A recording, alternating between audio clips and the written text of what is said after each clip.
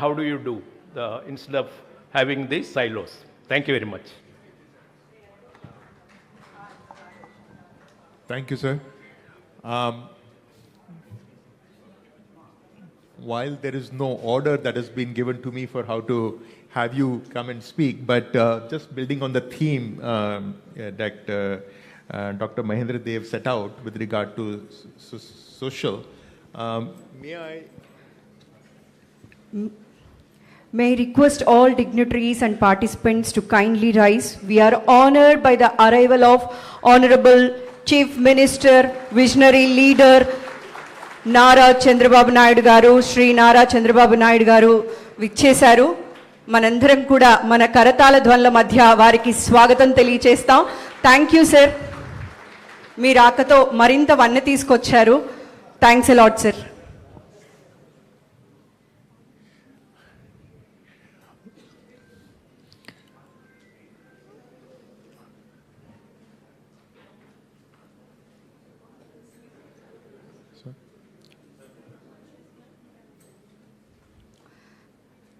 Sir, with your permission, we are continuing the panel discussion. Thank you, sir. So, with your permission, can I continue, sir? Sure. Thank you, sir. Just kind of, thank you, Dr. Dev. And since you concluded your points, very well made out points around sustainability, society, disparity, etc. Maybe in the fitness of things, Dr. Balu, would you like to build upon that point that he said? Thank you. Either way is fine, sir.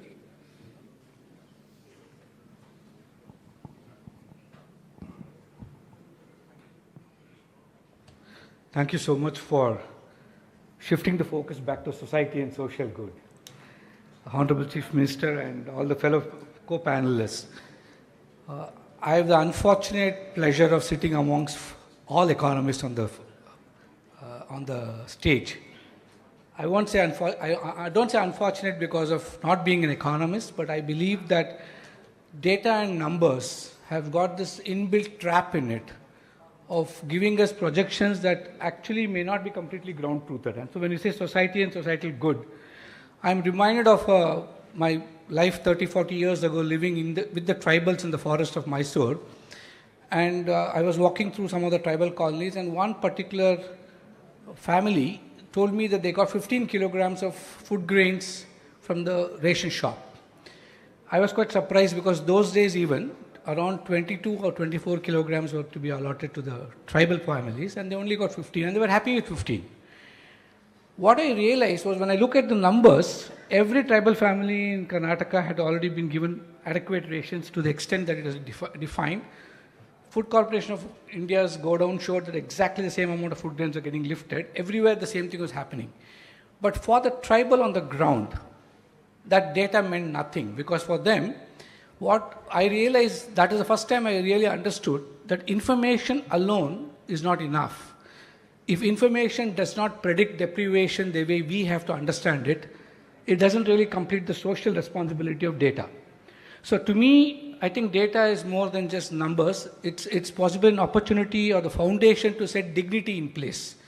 And the state like Andhra, which is already looking at P4, I think the logical extension of P4 is how do you build accountability frameworks around data that establishes this principle of data going beyond an administrative resource, but looking at the foundation of dignity in governance itself. So I would add to what Dr. Dev said. And the numbers, again, all of us as economists, everybody here understand the tyranny of averages. Again, when I looked at the district numbers where I was working, the whole district was 98% immunization covered. But the entire 2% that was left out of the measurement was the tribal India I lived in.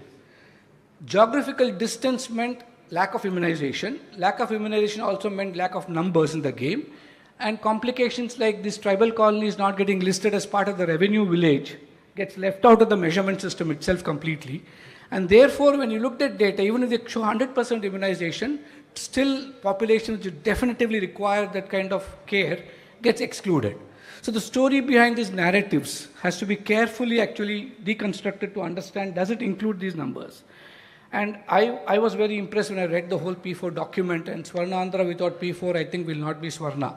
And so it's a wonderful idea that the Honorable Chief Minister has conceived, because citizen centricity has to be part of the data capture mechanism. Otherwise, data for whom and owned by whom? Because today, right now, data is seen to be owned by the state. Even in the earlier discussions, we saw how we should use the law to ask for the data. But shouldn't data be actually the owners of data should actually be the citizens on whom the data is getting built itself. And therefore, when the call of Jan Bhagidari was given, I was trying to articulate how we look at citizens not as beneficiaries that is getting framed from the data that we have, but actually citizens as part of the development narrative itself, where they're partners in development. And that partnership begins from data collection. Because when you look at an Anganwadi worker, I'm talking of many years ago, or an A&M, at least I know for sure in Karnataka, she used to capture 179 independent data indicators. She's so busy writing her registers that the reason she writes her registers is a child in front of her, and that we are forcing data capture as a state to the last mile functionary to look so much at the data and not as the person for whom the data matters. And somewhere I think we need to really balance this out, because technology is available today. And what I really liked, especially when I was seeing the dashboard which is used by the Honorable CM to review, where I found for the first time the mixture of political executive with the implementing executive actually held responsible for outcomes. I think that is where the accountability of data comes in. And if we can include the citizens also, because citizens cannot be seen just as recipients of welfare. Citizens are partners in progress, and if they don't understand it from the data level, I feel we'll not be able to build a social architecture around it. So to me, the ownership of data matters, and the way I would look at it is, statistics is not just numbers. The story behind the statistics. Many times when we look at all our reports, I find that the advantage of the purpose of storytelling in narrating these numbers is a sad missing part. So along with training our data scientists in capturing data, we need to also train them in the narrative of building stories around the data. I'm not saying artificial stories, but actual stories. A lot of them are very powerful stories. And for people like me who's been in the grassroots, where stories matter, because that is where you see change. And for a system which is so used to seeing numbers, sometimes it becomes sterile and plastic. You have to actually relate it to a life. And the more we relate to life, I think that's what matters. And finally, the global positioning. Andhra is already getting to be noticed globally in every sense of the word. And so if you can build systems, as you're building different systems, if you can build systems that extend beyond human capability, we should ask ourselves, are we building systems to expand human capability as an extension of development itself, or are we building systems to replace human capability? Because increasingly the trend seems to be, in the world of AI, replacing human capability. I think it should be used to strengthen human capability, and this kind of opportunities are in data. So I think it's not the sophistication of a dashboard, because we all love dashboards, and when you look at a dashboard, it gets more and more sophisticated. But I think it is whether are we acting differently because we now have a dashboard in place. Because finally, it is not, and after being 5 years in the Capacity Building Commission, sadly I must say this, it is not the state's ability to capture alone that is real capacity. I think the capacity of the field functionaries and the executives in actually using this data meaningfully, and that is going to be the challenge, and we found that is the lack of capacity. Data capture capacity we have built now, but data processing, inferencing, and actually applying it practically in interventions at the level that matters. The day a A&M actually gets back localized control of data that she is generating, I think that is the day when data will make meaning to her or him in the field, in the grassroots level. Till then, aggregation of data to the top, without disaggregation of inferences to the bottom, I think the loop is not going to get completed. So real data ownership and meaningful implication of that data ownership will come to the citizen only when the person who's actually capturing from the citizen is also the implementer of the data inference that he or she is capturing. Thank you so much, and I'll stop here. Thank you, sir. Great points made with regard to data and the intersection of society and data. But sticking to the theme of data, I'll come back with some questions, sir, but just switching gears a little bit. May I request Dr. Saurabh Garg to elucidate his thoughts around data and most importantly, sir, the variety of data that we are producing, how that can be harnessed, and could AP being the lab for us to project things from here to the national level? Thank you.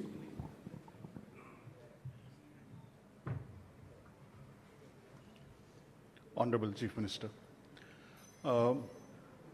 As we talk of a Viksit Bharat at 2047 and a Swarna Andhra at 2047, I think the realization that it has to be data-based is increasingly there. So up till now, our focus was much more at national level indicators and state level indicators.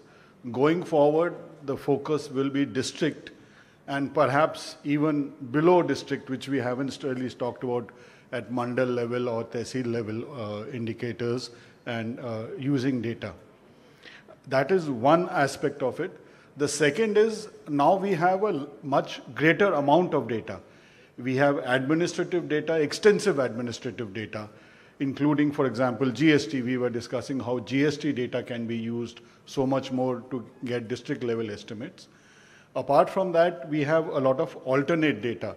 We have geospatial data, we have mobile data, which is, or big data which is available. So how we can harness that for district level estimates, which in turn will ensure that when we are making policies which are focused for a Swarna Andhra or a Viksit Bharat, they are so much more cost economic and also more effective. For this purpose, that is why from the Ministry of Statistics, we are working with the state governments, and I think Andhra Pradesh has been one of the first one to have this kind of a conference through the planning department, talking about how data can be leveraged. One of the 2 or 3 things which we will need to do to ensure this, one is to harmonize the data so that the definitions, the concepts, the classifications of that data of different departments are uniform. I won't say same, so that they can talk to each other, the data can talk to each other, it is interoperable. And for that purpose, there are guidelines that we have put out which will help the states, and we are working with the states on that. So that is one on harmonization of data. The second is how to ensure that the accessibility of data is so much more. Honorable Prime Minister in the Chief Secretary's conference had mentioned कि हम लोग अपना data ले लेते हैं और फिर covered में बंद कर देते हैं कि कोई देख ना पाए वो data. Until we use that data, we will not be able to move forward on our Viksit Bharat or on Swarna Andhra. So how to ensure that accessibility of that data is there?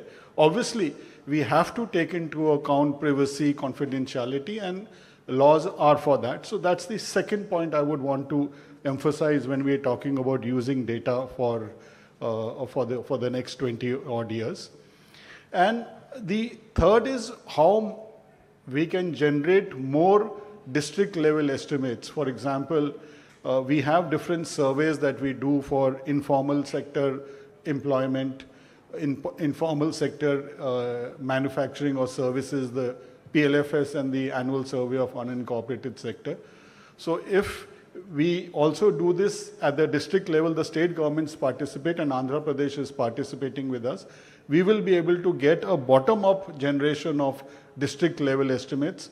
And we just saw the more than 500 odd KPIs which have been identified. It will help to streamline these KPIs much more going forward.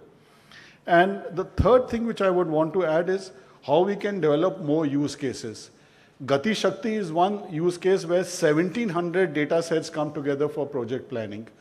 We have Vahan database which with insurance is being used. So each department would have some use cases where they need data of another department. So maybe from the use case background, when we work backwards, we will be able to develop the mechanisms to pull those data together. And we look forward to working with the state in this. Just one other point I would like to mention, that going forward, the GDP calculations are going to follow the new system of national accounts which the United Nations has just released in 2025. And there are three things which are new in that, and which over the next few years we will incorporate in the GDP or bring it out alongside the GDP. One is that recognize the data as an asset, so that what is the value of that data we are understand, and who can harness that value best, the private sector, the government, and how we can do it in a manner which is digital privacy compliant. The second is, what are the changes in the natural resources that are happening, the depletion of natural resources. We were talking of sustainability. So that concept is entering into the GDP calculations itself. And the third, which again what I think the chairman PMEAC referred to was on the disparities, is on well-being, how well we are able to capture well-being of the citizens. So these are three concepts which will enter GDP, and I'm sure this will also help to ensure that our Viksit Bharat and Swarna Andhra are so much more dispersed and widespread. Thank you.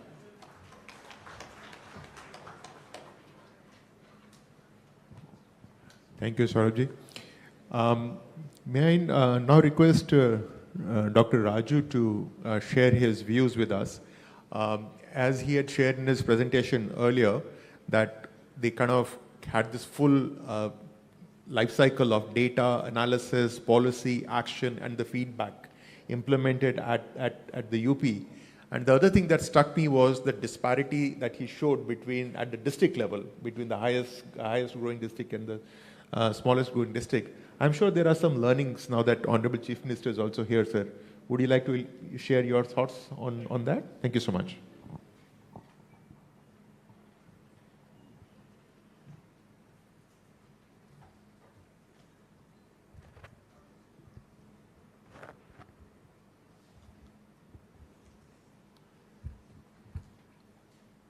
Honorable Chief Minister, senior officers and other participants, and the distinguished panel members.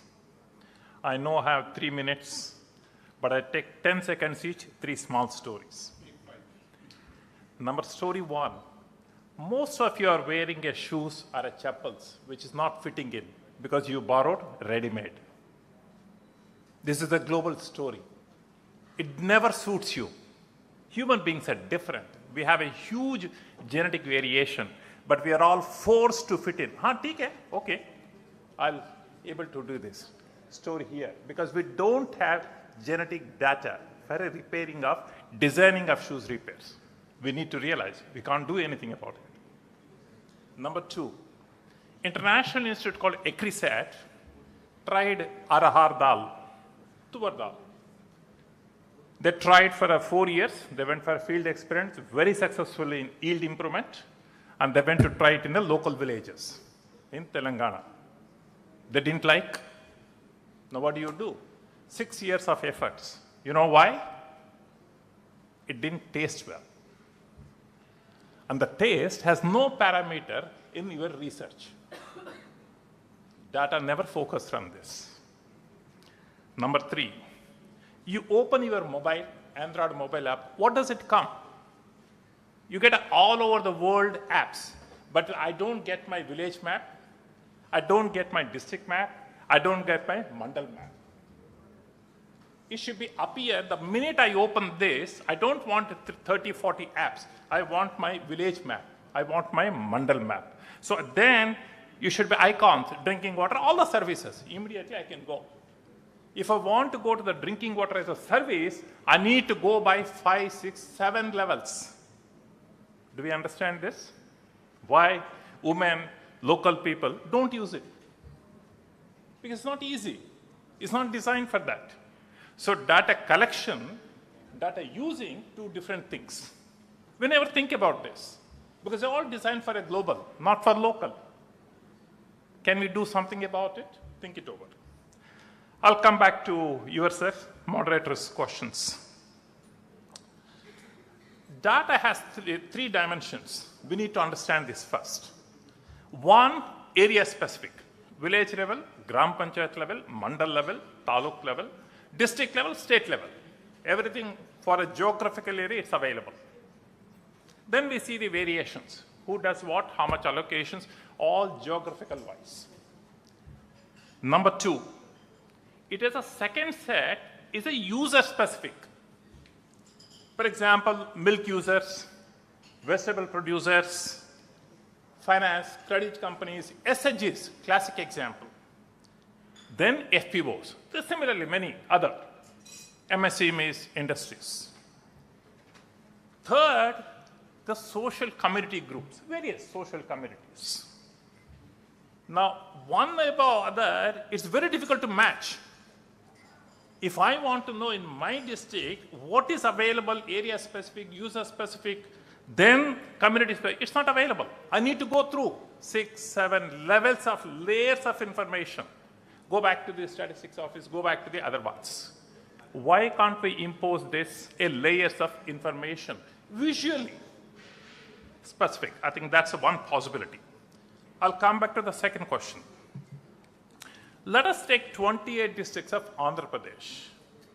If I arrange them district GDP size, which one comes last? We don't know unless we see the statistics. It's not, unfortunately, same. Take same example of all the MLAs. If I arrange all the MLAs, what is a per MLA constituency per capita income? Not available. Same true with the MPs. My dream is put all the 763 districts. If all them can come, then we know where is this bottom districts. And where are the bottom 545 MPs? Where are they? Well, every MPs, every MLAs in this country, same set of facilities, but why are they there? How do we enable them? Is it a state responsibility? Is it the country's responsibility? Is the data not available? We don't have a scene. Please visualize. We don't have this scenario where we can see all the MPs are mapped and who are the bottom line MPs. And where all the MLAs mapped, where is the bottom MLAs? Why are they there? It may be good to see, for example, Bangalore has 28 MLAs. Is all MLAs are same per capita income in their constituency? We don't know. Same as Delhi, same as Hyderabad. So how do we enable to ask the right questions? If an MLA comes or MP comes to the CM or a PM, how do we then know what they have done? We don't have that information. Is it hidden or we are not built? Some of these things, that would be really useful. Thank you, time. Thank you, sir. Dr. Nageshwaran, if I may just invite you to share your views, please. Since you're the Chief Economic Advisor, I request you to bring a wrap around the various points that were made. Thank you so much.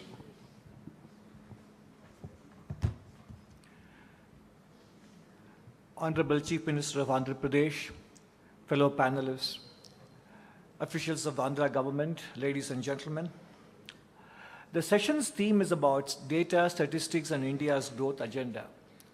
And if there is one chief minister over the last 3 decades at multiple points in time has left his imprint on the vision and execution for not only India to become a developed nation, but for his state to become the frontline state in that journey, it is our Honorable Chief Minister, Chandrababu Naidu, sir. Therefore, it is an extraordinary privilege and opportunity, sir, to be able to share my thoughts with you on this occasion. Sir, we are a data-rich society, but we still remain information poor. And therefore, this economic intelligence 2-day workshop comes at a very opportune moment because the Ministry of Statistics has done a lot of reforms over the last 2 years under Dr. Garg. And therefore, it is an opportune time to implement them in states as well. So this is a good time to dovetail what is happening at the national level. And therefore, this 2-day workshop is an important milestone in the journey. Some important pointers we need to keep in mind as we do this exercise at the state level also. First thing is to realize that one template will not fit all states. depending on the state's endowment in agriculture or industry or services or at the district level, the kind of data that we collect and the kind of information systems we put in place will have to match with the district's endowments and the strengths, rather than having one template that suits all states and all districts. And secondly, states have to focus, and this is true for national level data also, we have to prioritize timeliness over precision in terms of data availability. Because a precise number delivered too late will not be useful for public policy. We should look beyond the data, we should look beyond GDP to the economic activity that the data throws up. And post-lunch, the conversation between the Secretary Industries of the Andhra government and the former Chief Statistician of India is something that all states must actually get the recording and listen to. Because what Mr. TCA Anant shared in that speech provides an important template, not only for Andhra's goals and aspirations, but for every other state to marry granular data, external data, with the GST data which states own. So therefore, it is up to the states to demand that the GST Council make available the data that will enable them to plan at the district level the kind of economic vision that the Honorable Chief Minister has for the state. And then, data should be released in a form and manner that all people can use them. They should be machine readable and they should be interoperable. One citizen, one definition is important. This morning we had a waiting for Darshan at Tirumala. The Secretary of Statistics, Dr. Garg, said the definition of a Pakka housing has at least 4 to 5 definitions within the union government, different ministries itself. So that needs to change. So when we come to statistics, it should be one country, one citizen, one definition.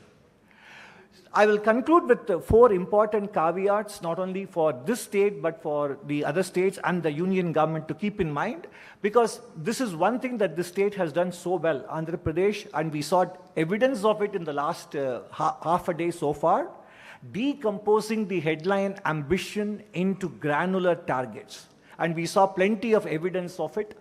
So it is not just one headline number, it is broken down all the way down to the tehsil, or to districts, to different sectors, and so on and so forth. But therefore, the next step is, we need to focus on measuring outcomes and not just output.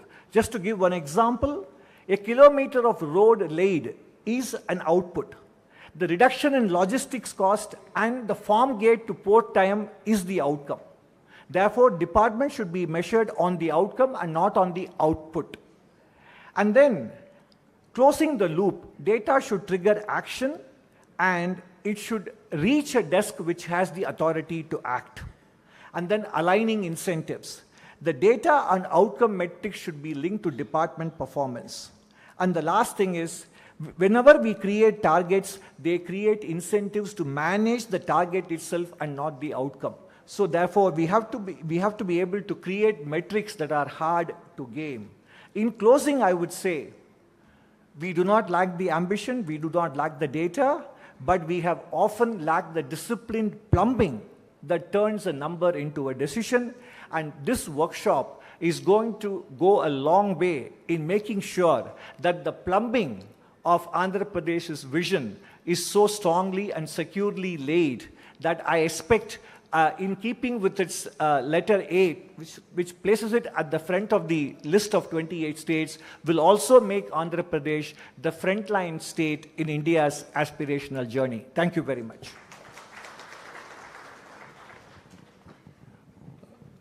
Conscious of the time, because we're all waiting to hear from the Honorable Chief Minister, just giving 5 minutes for any questions that we may have from the audiences.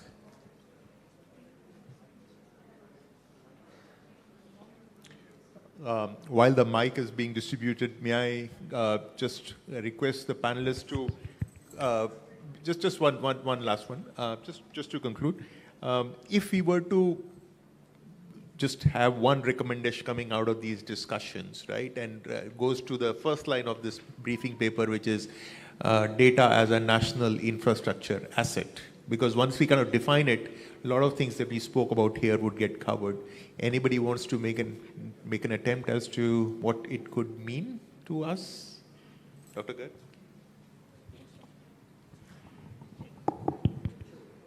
So, I mean, if there was only one recommendation or one thing which I would want each department in the government of Andhra Pradesh to just inventorize or even just make a list of what data they have. I think that itself will throw up so much more insights and the ability to generate more actionable interpretations by just ensuring that the data that they have a clear action plan to make it accessible for others to use it. Thank you, Doctor. Thank you so much. Can I add one? Yes, please. Okay. To keep AP on the front line in the country, build database from Gram Panchayat level to the state level. Yes, and answerable and public domain transparency. Yeah. Dr. Dev? One thing, I mean, in the morning I mentioned, I liked compared to other states, first I should compliment the Honorable Chief Minister for, and the officials for organizing this important program. Constitution-wise vision action plan is very important thing, which I think I have not seen any other state doing it. I think we should popularize this in other states also, because there you are involving not only the government officials, but also political people, MPs, MLAs, and I would also urge to involve private sector, industry and others, because private employment and GDP, they contribute also more. And of course, ordinary citizens. So this, I think I like, this is the one thing I like. Sure. Thank you. My way of looking at it would be in alignment to the P4 vision. The citizen is where the data originates first, and it ends with the citizen because actions end with the citizen. So the state should only be a custodian of data and not the owner of the data. The citizen should be the owner of the data in the spirit of P4.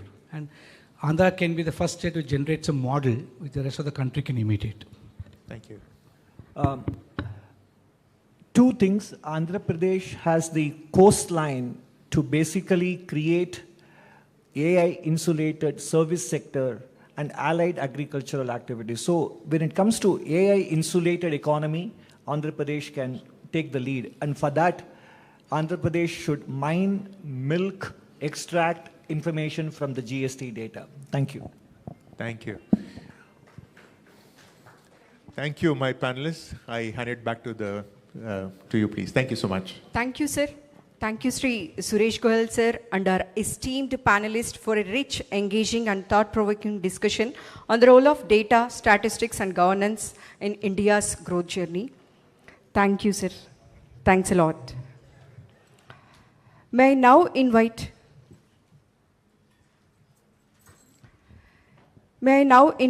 Sri Piyush Kumar, sir, IAS, Principal Secretary, Finance and Planning, Government of Andhra Pradesh, to present a brief summary of the key deliberations and takeaways from the today's discussion.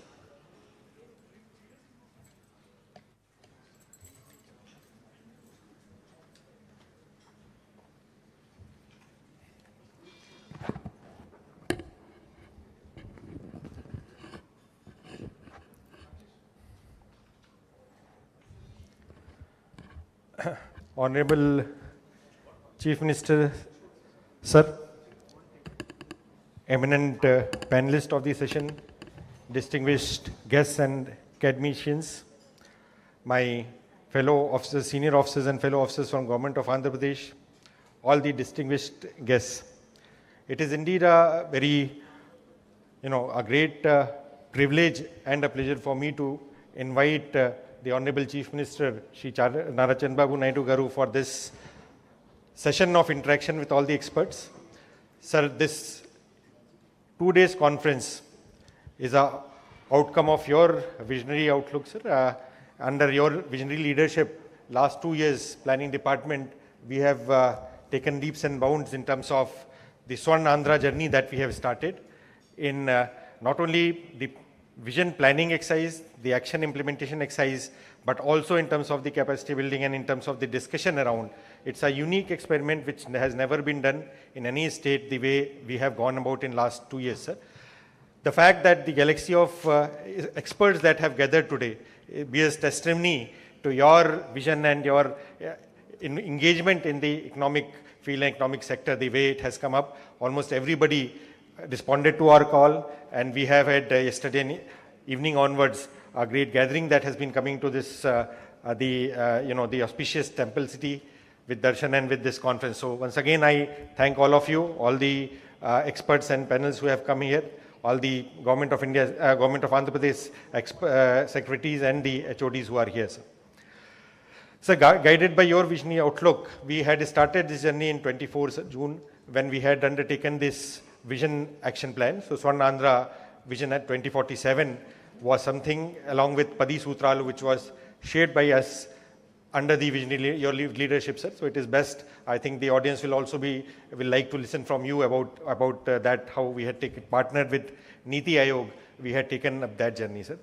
Further to that, December 24, when we had prepared the vision plan, the next question was how do we implement it? And that is where the unique experiment about district vision units and the constituency vision units, which the honorable panel members also talked about, and Mahendra sir also mentioned, a unique experiment that we did. Each constituency wise, not only we have engaged the officials there, but academicians also and the public representatives at that level. Along with that, we also worked upon the KPIs, the key performing indicators. These are comprehensive universe of data set that is being generated. Almost 650 KPIs that we are capturing, automated system from the bottom up at the mandal level, at the district level, aggregated again in the constituency level. So it gives a roadmap of what is the constituency and district performance. So the collector's review, and that is happening through that intervention. We started sometime in last year, May, we had completed this. This includes about 200 economic parameters, around 150 SDGs, the social parameters, as well as the governance parameters. Now, having come to that, sir, in this journey, sir, we partnered with our knowledge partners, the KPMG and National Council of Applied Economic Research NACER team had come in and we had taken up. We have now gone around the field and looked at how this is coming up. But we felt that there is a need for capacity. Again, Honorable CM sir nudged us and encouraged us to look at the capacity, because much of these concepts at the field level, village is the level at which it happens, and the field level officials have to be fully understanding the concept. So given that requirement, we partnered with Pehle India Foundation, who has done some work in UP also, and also Gujarat and other models. We looked at UP model also. Along with Secretary Mosby, we also discussed about the unincorporated sector survey that has to be taken up. Similarly, we also discussed with the experts from NACER side, how the data, real-time data that is being captured, how we can be using that for our now casting and a real-time review of the thing. So we have a AI task force with our internal, nearly about 20 departments which are taking up. So weather data generated in terms of electricity consumption in commercial production. Similarly, data sets on GST is a valuable data set about what are the different parameters, because a lot of things are captured there. But the problem is that we have to have a theoretical framework. The AI or the intelligence system can be as intelligent as we want to make it. The underlying themes have to be correct. Whether it is a consumption data, whether it is a production data, that we need to put it in contextually. And therefore, this 2 days workshop became important, sir. As part of this engagement, sir, this is not only 2 days workshop is one component of this capacity building. We are also taking up a 90-day program where almost 30 experts we have engaged along with Pehle India team, which are going to districts. So they are in 5 zones, 5 districts that they have already covered. Each district, member of 5 experts. These are research associates and PhDs. They are going there, spending 1 week time to understand the district profile, the constituency profile. As part of that engagement, we have also requested them to, while we are capturing these hundreds of voluminous data, let us zero in. In fact, today morning session also, it was discussed that 4 or 5 indicators which will vary across the district. But what are those 4 or 5 indicators which contribute to 80% of, let's say, gross value addition? Similarly, we discussed with MOSPI, already district level, district domestic products. MOSPI has now given a framework where so far GDP was being devolved into GSDP. We are already doing as a district domestic product, and in fact, under the visionary guidance of our Chief Minister, we have gone to mandal level domestic product and constituency domestic product. So we really like experts or MOSPI and NISA to look at it. How do these combine into the mandal level, that aggregation of that domestic product in GVA, how we do. So these are the points that are being discussed today and tomorrow. Tomorrow again we have 17 subsectors in our state from the three primary industrial and service sectors. So those sessions will also be happening, sir. Today morning the sessions engaged interaction on various themes, big data analytics, how it is to be taken up. Similarly, the UP experiment. We also had our collector Bapatla, who has in the GSDP, the Bapatla district, though it is middle ranking, but it has jumped 8 points from 13th rank to 8th rank. So what are these strategies? So the collector could really present how the, based on the collector's reviews, the per capita GDP, where is the ranking and what are the factors contributing to GVA and where, what should be the development strategy. He could elucidate that. The speakers were also very happy with the, mesmerized with the kind of presentation, sir. So we hope as part of these 2 days exercise that we develop our theoretical framework and we prepare our field level officers into understanding this. So as part of this exercise, almost 2,000 master trainers and 6,000 mandal level officials will be training and will be monitoring. Also the content of online training will be developing based on the real-time field, sir, which will be available for a 6 months or 8 months review. So capacity building is integral part of that, sir. With your permission, sir, I will just 5 minutes what is the district training that is happening will show, sir, and then we will request Honorable CM to give his views. Thank you, sir.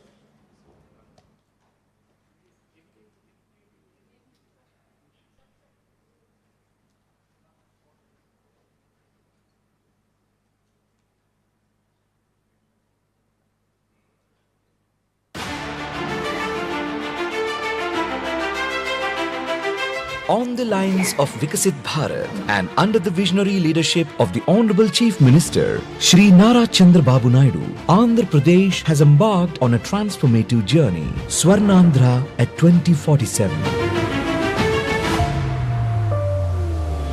Launched in December 2024, this vision aspires to build a 308 lakh crore economy with a per capita income of 55 lakh rupees, positioning Andhra Pradesh among the world's leading economies. This vision goes beyond the macro level.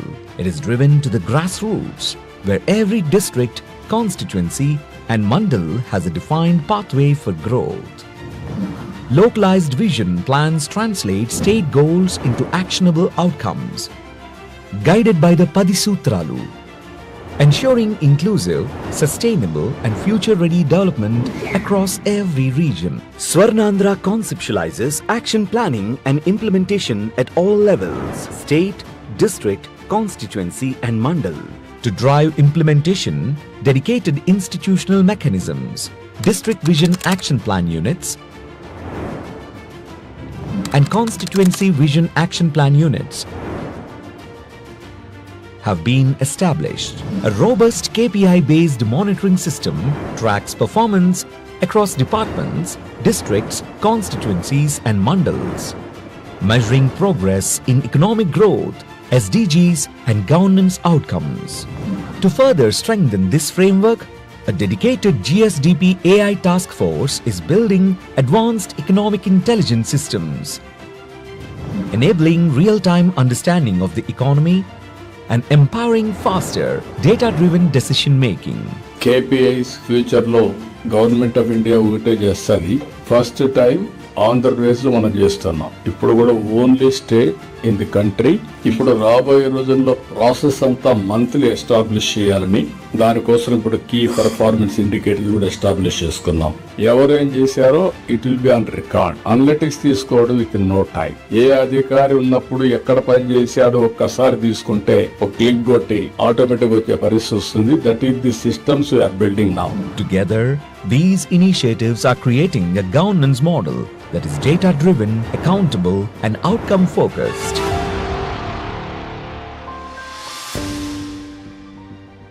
But transforming vision into measurable outcomes requires more than systems. It requires empowered people.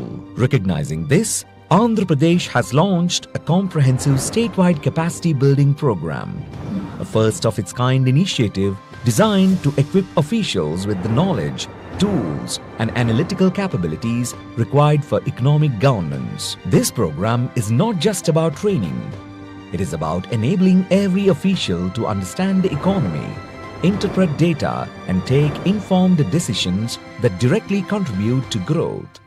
It spans the entire governance ecosystem. 980 district-level officials, 6,125 constituency-level officials, 2,750 master trainers.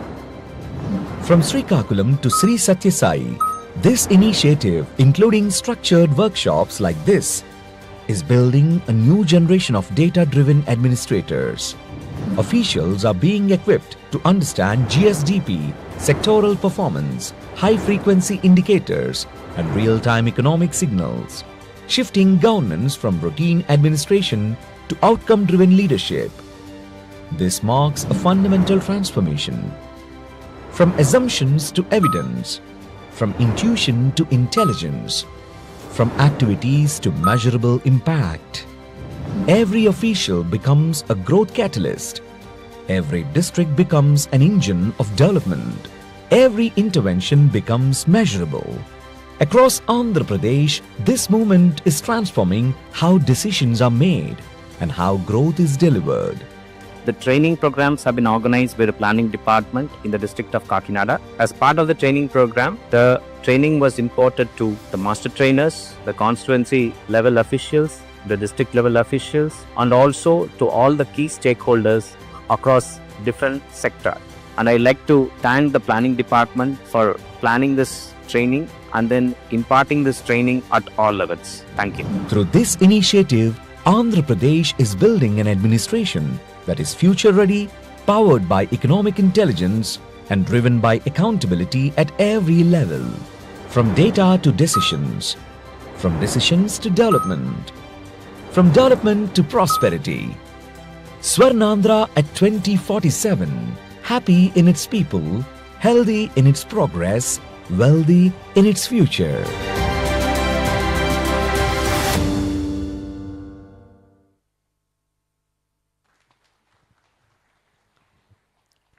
It is now my proud privilege to invite the Honorable Chief Minister of Andhra Pradesh, Sri Nara Chandrababu Naidu Garu, to deliver the leadership address on Swarna Andhra 2047 vision and call to action for measuring and translating growth to Swarna Andhra outcomes. Swarnandhra శిల్పి ఒక రాయి మంచి శిల్పి చేతిలో పడితే దేవతా రూపం తీసుకొని పూజలు అందుకున్నట్టు మన స్వర్ణాంధ్రని తీర్చిదిద్దే విజనరీ లీడర్ శ్రీ నారా చంద్రబాబు నాయుడు గారు ఇప్పుడు మాట్లాడబోతున్నారు. Thank you sir.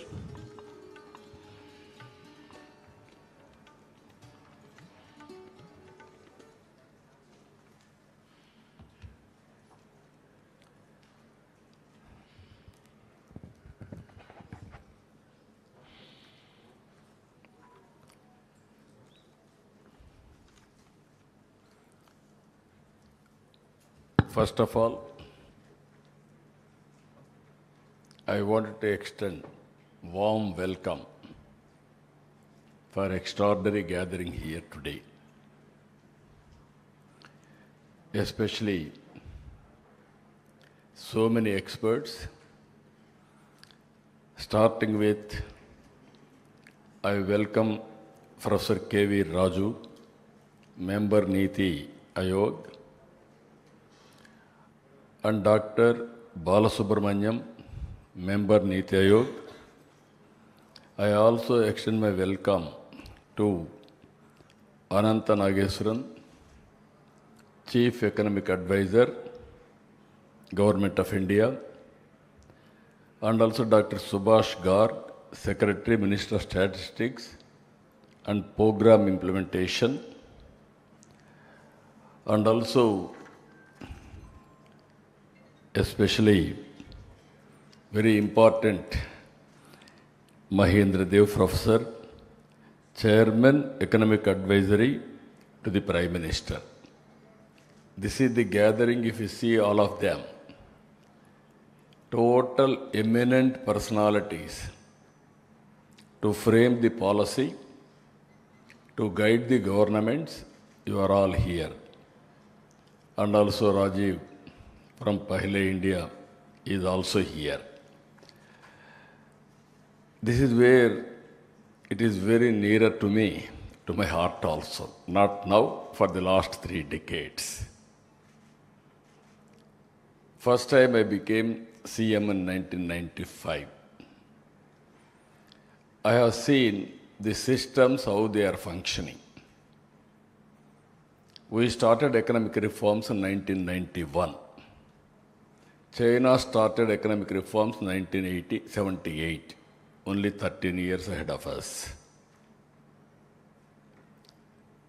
Then I prepared first vision in this country by engaging McKinsey, world best consultant at that time. Everybody asked him, what you are doing? Some people criticized me. I prepared Vision 2020. 2020, there is a meaning also perfect vision. Then everybody told me, it is not 2020, it is only Vision 420. I faced that criticism also. But at one stage, at that time he was only a scientist. After retirement, Abdul Kalam came to me, he asked me how we prepared. I want to prepare vision document for the nation. Then I called him, we had a lunch meeting, we explained all the details. Up to that time, if you see, technology is not matured. I started IT. Nobody imagined why I am talking about IT. Then I started IT, first time, internet revolution has come, world has become a global village.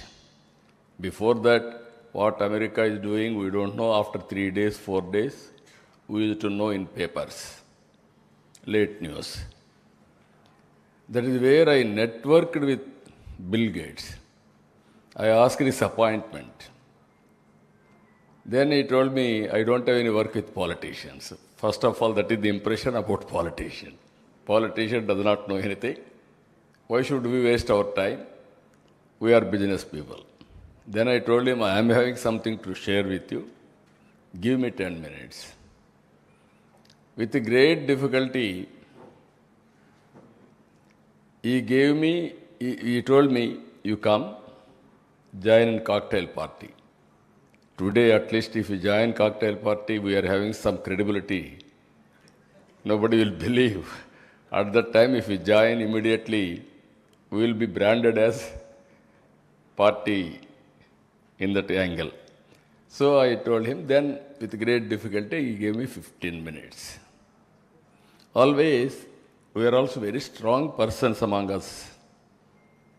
At that time, one of my secretary, very strong secretary, what all I say, he will put it on presentations, everything. Then we prepared one of the best presentation. Then I gave around 14 to 15 slides, not more than that. Always, I believe, 12 to 15, maximum around 15. I gave my vision. After seeing my vision, he told me, I entirely agree with you, what can I do for you? I don't have any work with you. If at all you are willing, you cannot ignore India. India is very strong in 2 aspects. One is we are strong in mathematics, 0 innovated by Indian. Second one, British, they took even my Kohinoor diamond, but they left English to us. These are all deadly combinations for IT. He entirely agreed with me. You are 100% right. We will work together. Then I asked him, if you are having any flexibility, you start your Microsoft Development Center in Hyderabad. He told me, we are in only Seattle. I don't have any plans as on now. Let us work. I didn't leave at that stage. Then I went to Seattle. I met him in Davos. Finally, he came to Hyderabad. He started his development center. In development centers, Nadella Satya, employee of that development center, has become president of that company. That is the initiative our Indians are having. Earlier, I am only the person to go to Davos. Continuously, I used to visit all these things. This is only history. Technology, here also, all of us has to understand. In the beginning, our Indian politicians or bureaucracy didn't understand technology, underestimated. We had at that time VSNL, BSNL monopoly, public sector. Great statesman, Vajpayee ji. I forced him. I had a good political clout also at that time, 35 MPs. That also helped me. He also made it very clear. Then we paid liberally for all shareholders dividend. Then we have gone for reforms. Even my opposition at the time, they used to attack me only one thing. We are all asking pump set. You are talking cell phone. How can you justify? Then I used to tell them, we need cell phone, we need pump set, I am working for both. Today you are watching AI, data centers, quantum. We are in different league.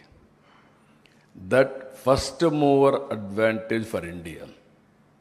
Today I can say very proudly, we missed agriculture revolution. We missed industrial revolution.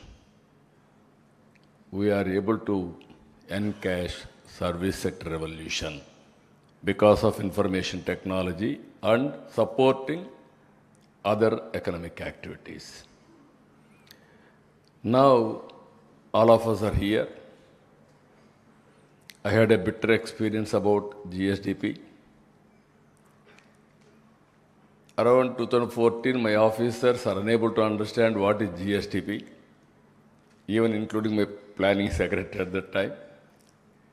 Then I used to sit with experts and those who are calculating in Delhi. Only Delhi planning used to do. Even state governments may adopt or may not adopt. Sometimes we are not in a position to discuss. First time I started discussing GSDP, preparing all sectors, quarterly collectors conference and head of the departments I used to discuss.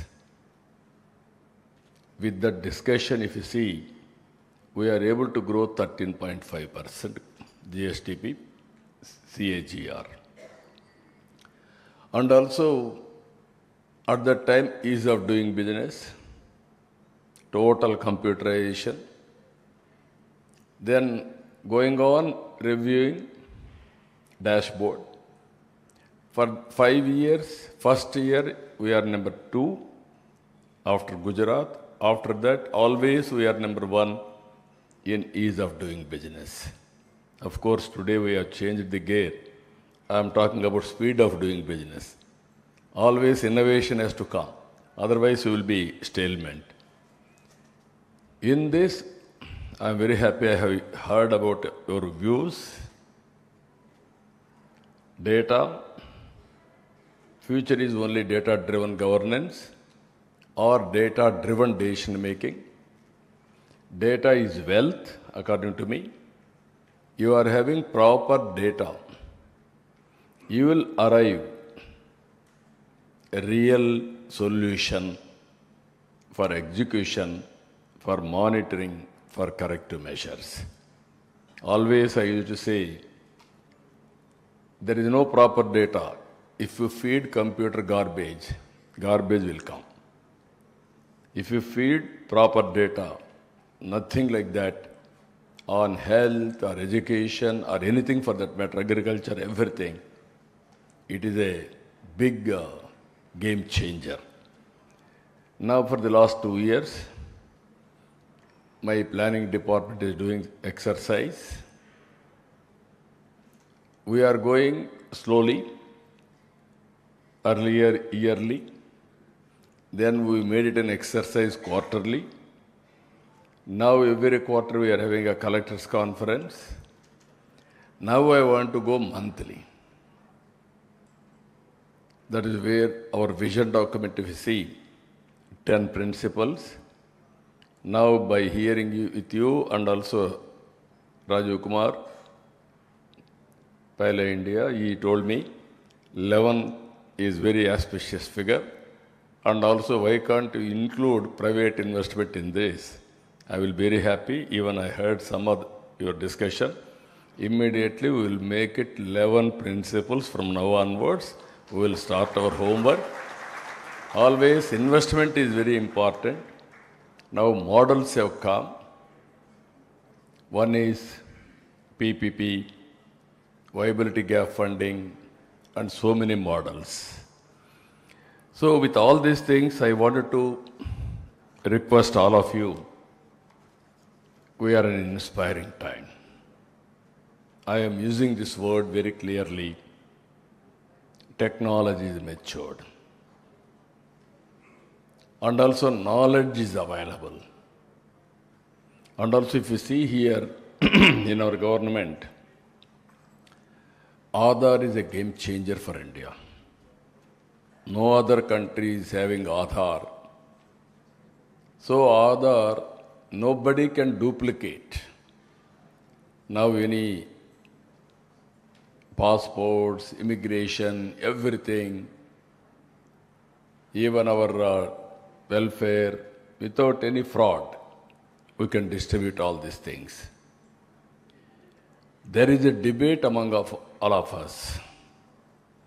Different countries have adopted differently. Main reason is confidentiality of personal data. We are not in a position to differentiate confidentiality of personal data, even today, according to me. Now, GST, it is online for every citizen. We can identify income tax, it is online. Even my property tax, it is online. Only issue is synchronization of data is not available, that's all. Now I am talking about health. One best project, Sanjeevani project. This Sanjeevani project, every individual health record, I can put it on digital. Keep confidentiality. Whenever you are interested to know the final conclusions, some more things, mass data names, all these things, go for analytics. In Andhra Pradesh, around 75 lakhs, around 8 million are critical patients. Different problems. Having all these things, once in 3 months, I wanted to go for total clinical tests. I will know the position of each person health. Then on the basis of that, I can go further. Preventive, real-time monitoring, and curative at cost-effective solutions. I wanted to integrate yoga, meditation, pranayam. Sometimes if you see, always mind is the biggest problem for anybody. Not now, from the beginning I am quoting secret book. What is secret book? You wanted to achieve a vision, it will register people like you. I will approach, or otherwise you will search for stakeholders. We are all common in mind. We will gather together some point. Some people wanted to commit crime. They will search for criminals. They will gather together to get it done. Some people wanted to have evening party. Those who are all there, they will join there. This is life I have seen very clearly. There is nothing secret in it. Now PM, Honorable PM, he wanted to do always something, innovation. So many innovations are coming. So what I want to tell all of you, you are all different walks of life, very eminent persons. Here we established data lake. In data lake, all historical data we have kept in warehousing, data center. Present data will come to data warehousing. Data lake it will come. In data lake, I am using AI. So that I want to go for different modules for application. Simultaneously, we got an idea aware. Outside data, I wanted to collect real time through satellite, through drones, IoTs, sensors, CCTV cameras, and also, if necessary, wearables for health devices. Then all data will come, wind quality or air quality, wind direction, even sometimes surface water, water bodies, what is the water available, groundwater, even prediction of monsoon. So many things, what all knowledge is available, we are putting there, around 40 parameters. Real-time data is flowing, all my files, everything, funds, everything we are earmarking. By integrating all these things, I want to communicate to the last mile for action. That is another thing I am doing. That is Manamitra, WhatsApp governance. Around 1100 services we are providing real-time, online. Even somebody will say by phone, you will ask voice. I will convert voice into text, attend to it, and send back to him. All problems, this is where PGRS, public grievances, how to address, which department is having more problems, what is the root cause, correct from the grassroots, everything we are doing. So here, all welfare programs, we are getting information, we are monitoring very clearly. Every family, how much welfare we are giving, we can monitor now. Government of India, what they are giving, what I am giving, how many family members, everything. Finally, I have gone for P4 also. As on today, P3, public-private partnership. All our wealth has been created through public-private partnership. Either road, or power project, or airport, or railway station, or so many things. You name anything, college, everything. Now after 20 years, 25 years, they enjoy they run the property. Then they are handovering back to the government after servicing everything. They will earn some money also. Now in the process, what is happening, either private sector, more and more people are becoming billionaires.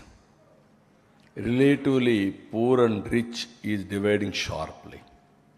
That is not good for the society. There will be heart burning. What type of society you wanted to create? Some people are not. Yesterday, I went to one home. Two sisters. SC. When I went to that family, his sister, Tulasamma by name. She was physically handicapped and dumb. She cannot talk, she cannot converse, everything. Then another woman, Pushpamma, she is looking after her. Her husband died 15-20 years back. She had 3 children. 3 children, being a labor, she has to look after. And she has to look after that sister who is totally unfunctional. She cannot converse with outsiders also. Then we used to give earlier, slowly, one by one, 3,000 rupees pension. I have increased that pension to 4,000 for widow pension she is getting. Another sister, earlier they used to give only 3,000, I made it 15,000. She is bedridden, some attendant is required for her, all these things. With that money, she was able to do better. Meanwhile, I created an organization, Dakra. That organization is helping all Dakra women for self-help or self-financing. They financed to her, she purchased 2 buffaloes. She is selling that milk. With that milk, she had a tea stall. And then she is earning some money. She graduated her son. That fellow got some job. He is earning 16,000 rupees. She sent her daughter to school. First she sent her, because no money, orphanage. There she educated. Then finally 1 buffalo she sold, 40,000 rupees. By spending that money, she educated her daughter as a nurse. She got employment, now nurse employment. You see the human story. All of you, as told very clearly, by seeing everything is very simple. There is a family, there are families, there are a number. We are all calculating 1 crore 60 lakh families, 5 crore population. Inside, if you go beyond figures, you will know what is truth, where to attempt, where to bring public policies. This is where I am thinking differently. Now, another thing, P4 is meant for this. Now I started, it is only a beginning. It's an humble way. As on today, around 12 lakh families were adopted by 1 lakh Margadarsis. I made this name also, MBK 1020. MBK means Margadarsi Bangaru Kutumbam, 10 top layer, 20 bottom. Top layer is Margadarsi, bottom layer is Bangaru Kutumbam, golden family. You adopt, not one day, not charity. It is your social responsibility. We are all here in a hotel discussing all these things. Where we have studied? Who spent for all of us? It is only taxpayers' money. I studied in government school. Whose money? Taxpayers' money. Most of us, but we got an opportunity. Only few people got an opportunity. Only 1%, 2%, 5% like that. Remaining people are having same problem. Those who born with me, they are in the village itself, they are having ordinary living standards or below living standards. So this is where I am saying always, I used to say one more thing. Up to 1991, all experts are here. I am also economic student. I didn't do big research, that's a different issue. I am also economic student, MA post-graduation. That too, humble university from Venkateswara University. Not a Oxford or big universities. But I studied from the beginning society. What I wanted to tell you here, is it not our responsibility to build a society and sustainable living standards for everybody? We got an opportunity, we are thinking, we are happy. Is it not our social responsibility to handhold? Here I wanted to make it very clear, all of you. Wealth is not coming automatically. You have to plan, you have to create wealth. Before 1991, India is blamed everywhere. I used to go to some other countries at that time. We are all blamed Hindu growth rate. What is Hindu growth rate? Only 1.5%, 2%. I had a bitter experiences with all top heads of the nations. They used to argue with me, India, you cannot come up. You won't develop. You don't do that culture. As an insult, I used to argue with them, you are thinking India is not going to come. One day, I am telling you, so much of argument I have done directly after 95. Singapore PM and me are traveling in Hyderabad. I have shown everything. Always I want to convince people. That is my habit, with optimism. Then going on talking, he told me, Mr. Naidu, you are so confident. You are too optimistic. Then I told him, I am not too optimistic. I am realist. You are thinking India cannot grow. I am assuring you, I am telling you, another 10 years, we are be different. We will grow. You are going to watch me. This is my bet. Then he told me, no, we should not fight. Agree in disagreement. We'll move forward. Okay. After 10 years, I went to Singapore. He was ex-PM. I met him. Then he told me, on that day, I remember today also, we had a bitter exchanges. I realized India is moving very fast. He told me on that day also, I am not against India. We wanted to see India should grow. In this region, India, if both India, all countries will grow, then small countries like us will have better safety and security. That was his argument.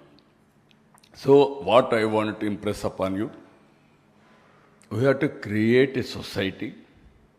Everybody should have better living standards in this country. That is where MBK I am asking. Continuous process of hand-holding, top people and bottom. Someday, Bangaru Kutumbam will become Margadarsi. Margadarsi will become Bangaru Kutumbam. Various seasons. We are all talking. I have seen Jamindars. In childhood, I have seen big brands. Today, that brands are not there. All big brands vanish. New brands have come. Only some brands are still relevant. So with all these things, I want to ask all experts here. All other things, I need not explain what is agriculture, what is industry, what is service sector, how it is going to transform. It is a matter of time. We have set in 11 principles now, one more I have added. Then we have set in target 2047, that is 3 not 9 lakh crores. And also 3 crore, GSDP 3 crores 9 lakhs, 55 lakhs per capita income. And also other parameters, you know, all economic parameters we have given very clearly. Now data is available. We are able to KPI, we are able to decide. SOP, we are able to establish. You are stopping somewhere, Mandal. With great difficulty, some of your panel has suggested Panchayat. I wanted to go every family. Family in the individual again. I am saying individual security, family empowerment. Why I am saying individual security? Because of my old age pension, family members are treating elders very well because of that money. I am giving 4,000 rupees. It is costing 2,000 rupees for them food. Remaining 2,000 rupees, it is helping their family for other expenditure. That is where we brought. Otherwise, if you give that money to family head or somebody, they may not give food for them. They may not treat them properly. This is where every family member, individual should be treated very well. With that money, again, empowerment. Nowadays, another problem, social problems we are facing. In olden days, big families, joint families, even children are looked after by elders. Now micro families. Slowly micro families are averse for more children. Now they are both wife and husband are employed, double income, no kids, let us enjoy. That is another problem. So many countries are facing aging problem. If we cannot address population management, one day India is going to face same problem. Already South India we are facing. Even my population as on today 1.6 fertility rate. And also replacement level is 2.1. Now we started this exercise also. So this is where joint families I want to promote big way. And ultimately, how to balance all these things. As on today of post-mortem, you are all reviewing GDP only for the sake of review. We are not planning GDP. We are not investing on the basis of wealth creation. Now we have to, 10 years back, at least now it is better demand driven or need based we are going. Earlier recommendation based. I have seen that days also.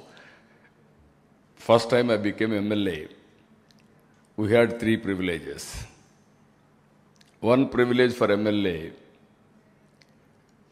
to recommend gas connection. Second privilege for MLA, to recommend telephone connection, that to non-functional. It won't work. But we had a privilege, 3 phones. Only BSNL is the owner of that time, at that time. Then they used to give me 1 jeep. That too, military jeep. They will give me old jeep. It won't function. I have to, trolling, I have to bring it. That were the privileges at that time. So much of changes. Even small road, I had to go to minister, I had to do so much of work. Now slowly, demand-driven planning, and on the basis of that execution, we are putting. Some panelists have heard, you are talking about MLAs, how to ask. One of you panelists made it very clear. Even PM or CM has to ask MLAs our MPs, GSTP growth rate or GDP contribution of the constituency. Rajagaru, you ask, you are telling that. Leave alone, you have to ask your principal secretaries first. Then only others we can ask. This is not we are not tuned. That is where I am saying today, reorientation of leaders, either bureaucratic leaders or political leaders, we have to change their attitudes. We have to bring that knowledge among them. Then only what we are expecting, it will happen. Now all tools are available. There is some people are saying you have to fix accountability at district level. Not only district level, you can go to last mile. Agriculture, last mile, you can fix responsibility. Raitu Seva Kendram. He is having a territory. Then supervisory officers. There is a unit, there is a functionary. Both you can monitor continuously to top. Then you can fix accountability automatically. First of all, you have to give knowledge. If you won't deliver, train him. Then you have to fix accountability and streamline. That is the biggest exercise we have to do. In Andhra Pradesh, if you see here, everything, industry, we are getting reasonable investment. We are going service sector in a big way, especially tourism in the future, employment generation, there I am going in a big way. Even I have fixed 50,000 keys in Andhra Pradesh within 5 years' time. We had only classified rooms nearly 2,500 or 3,000 or 4,000. Now we are going quantum multiplication of all these things. Even opportunities, we have gone through everything. Regional basis we are going.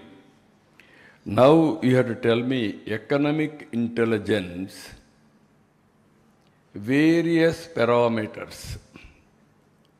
We are going for key performing KPIs. Which KPI is contributing, what is the contributing factor?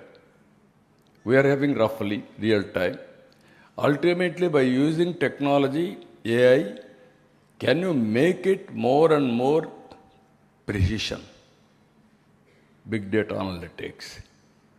Then I can have real-time decisions and corrective measures. Now we are going, for one example I am giving you.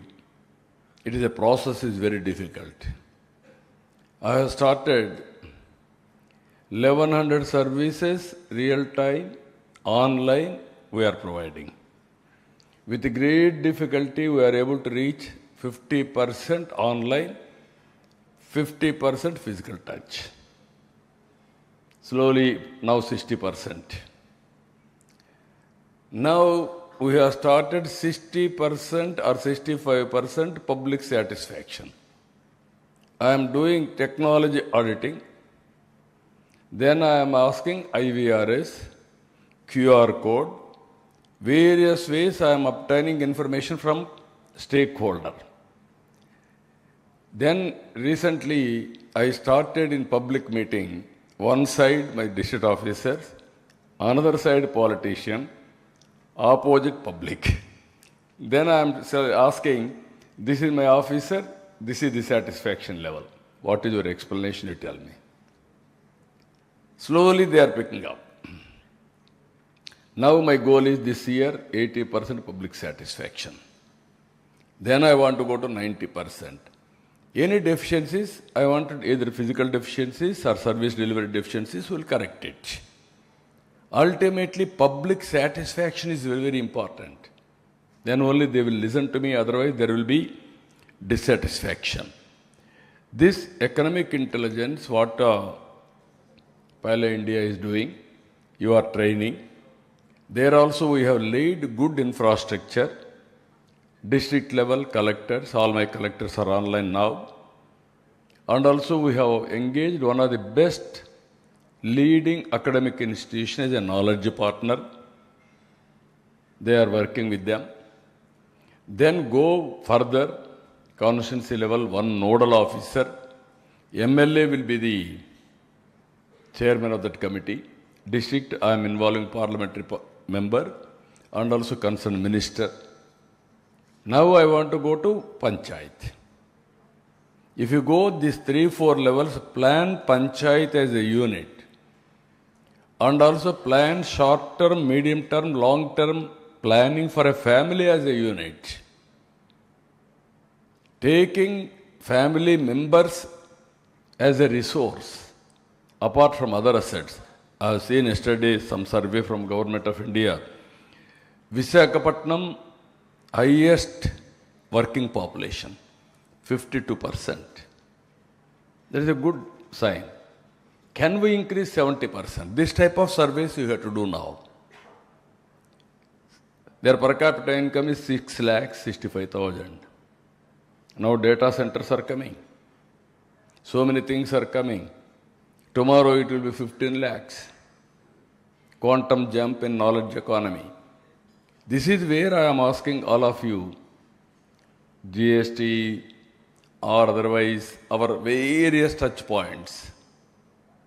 Wherever there is a touch point, you can collect. Now, your Ministry of Statistics, I am having this a big doubt. Even information age, continuous census. What is the meaning? I don't know. Land records are available, persons are available, Aadhaar is available, but even in Government of India, not two departments, not two data are interacting. Everybody standalone system, don't mistake me, everybody is a custodian of his data. PM is right. Once you are having data, you are thinking, this is mine, I don't want to share anybody. Then credit. Everybody is thinking, if I share with him, he will do better. Then credit goes to him, not me. This is the attitude. How to break it? This is the biggest challenge, attitudinal problems. I am telling you one more thing. This is the biggest exercise for me. You have to guide me, all of you intellectuals. I am a politician. Leadership, leadership, leadership. Leader has to deliver. Leader should be holistic. Trust is important for everybody. Credibility.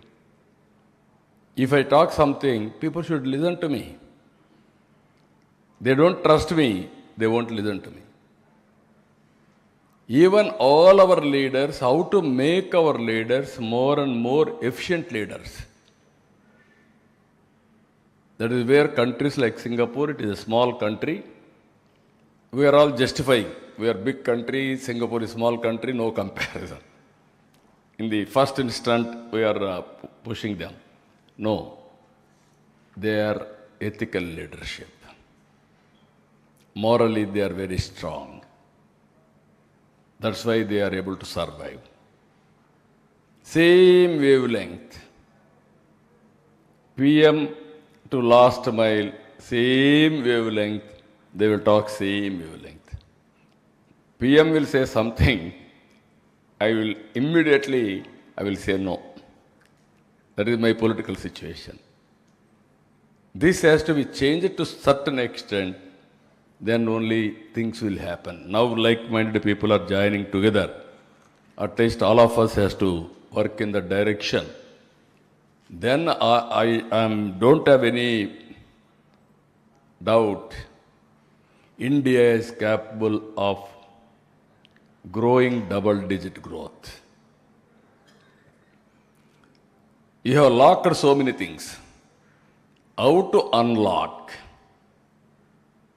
your procedures, your assets, your thinking, That is the biggest exercise all of us has to do. I am very happy. Niti Aayog, we are working very close, and some of advisors to Government of India also. You guide us. We will produce a proof of concept with humbleness.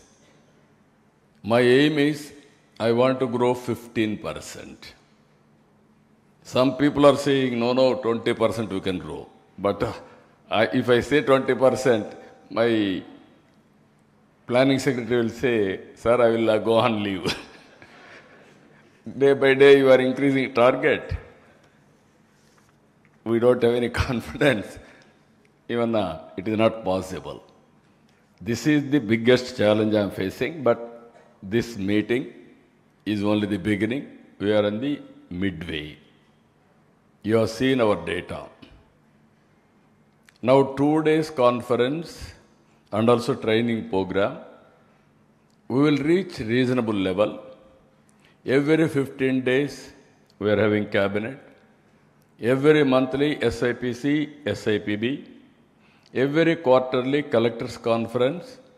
Once in 2 months head of the department's meeting and secretary's meeting. And also we are putting everything, discussing. Now data is available. Every Monday I am sitting with RTGS 2 hours for reviewing data. What data, what next, how to go about, all these things I am reviewing with them. So this is a very interesting time. So I am asking all of you, crisis will be there. Find a solution. And the data is available with satellite. Some more, if you bring some more scientists to analyze real time, I will be very happy to get it done and use it and move forward. As on today, the support from all of you is amazing, extraordinary. If necessary, you guide me. I will sit as a student with you all. I will learn things. Always I am saying I am a student to learn things. Learning and de-learning is a continuous process. Today you have given so much of information to me also. While taking decisions, I will keep all these factors in mind and move forward. With this, I am thanking all of you. Thank you. Very nice of you. Now, anybody want to ask any questions or guide me differently, you can do that also. Anybody is having any questions or you wanted to guide us, you say something, please. Kriya University. They are our one of our partners.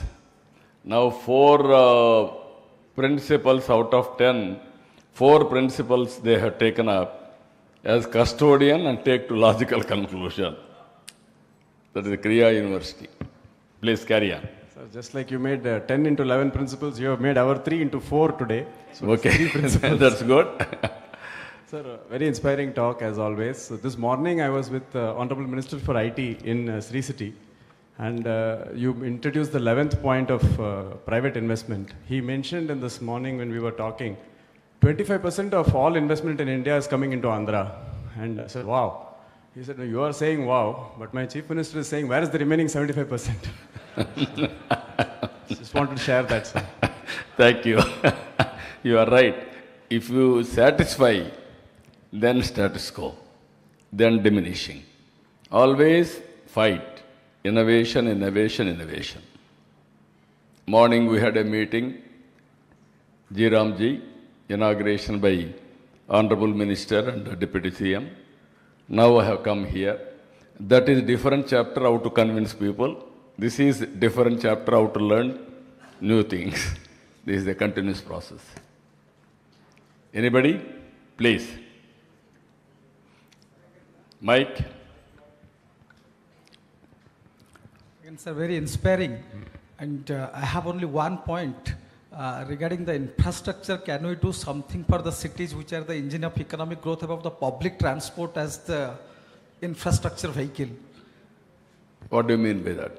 For example, the transit-oriented development or any kind of, we have actually, most of the cities are actually affected by this automobile-driven. We do not have the robust public transport system to connect the this community to connect the movability or the connectivity to the growth. No, that is where, as you rightly mentioned, this is what all these things are coming logistics. Out of 11 principles, one principle logistics. In village road,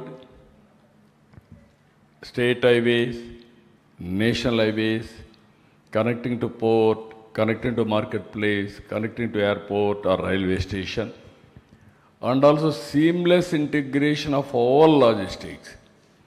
One is road infrastructure. Second, I want to connect almost all railway logistics. For example, from Chennai to Calcutta. As on today, 2-lane. I want to go 4-lane, broad gauge, so that I can run super express, speed trains, cargo, everything connecting to port. Then third one, every 1 hour I want to have an airport. From here, anywhere, Tirupati airport, 1 hour. Or Kadapa airport, that area 1 hour. Another airports are coming like that. Within an hour, I want to go to airport, hub and spoke model. Then ports. Same thing I want to connect within reasonable area. Every 50 kilometers, one port. Ultimately, hub and spoke. Big ports, small ports, consolidation and connectivity. Either cargo or passengers. I want to go 100% green energy. Country is going to produce 500 gigawatts of energy. I am going to add 160 gigawatts of green energy from Andhra Pradesh. That is our motive. With all latest technologies, even everywhere charging stations, and ultimately petrol, diesel has to go, even sustainable fuel has to come. As you rightly mentioned, every connectivity, passengers, all my buses will be air-conditioned buses, public transport, tomorrow. It is not much difference, only 5% or 10%. It makes no difference in India, 46 degrees temperature. Even poor man will go comfortably anywhere and enjoy that comfort. That is where things are happening. Everything is possible provided all of us has to work together.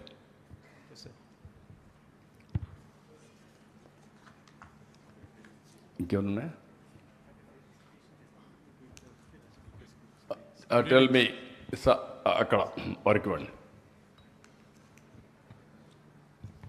Sir, first of all, I would like to compliment you are our inspirational leader that I've seen many insights from you.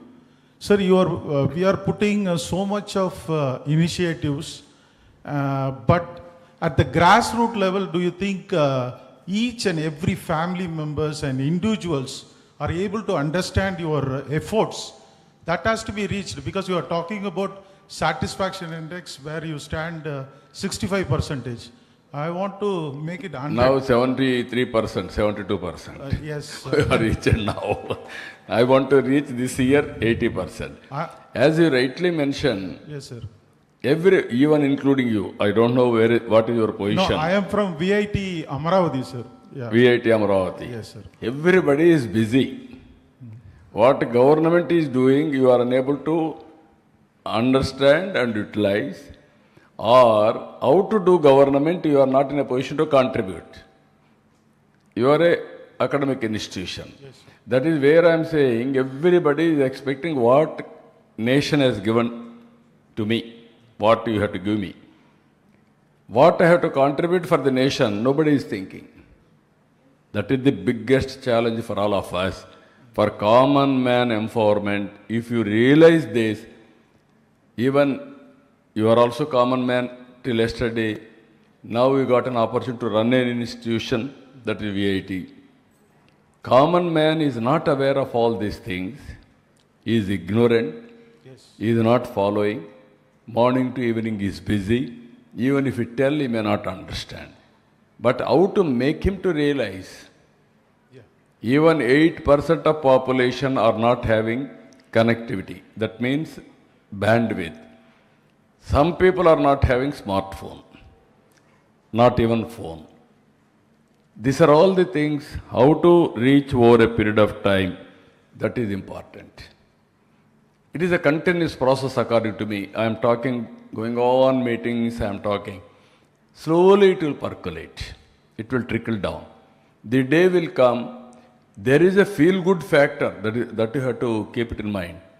Ambedkar has given only one thing.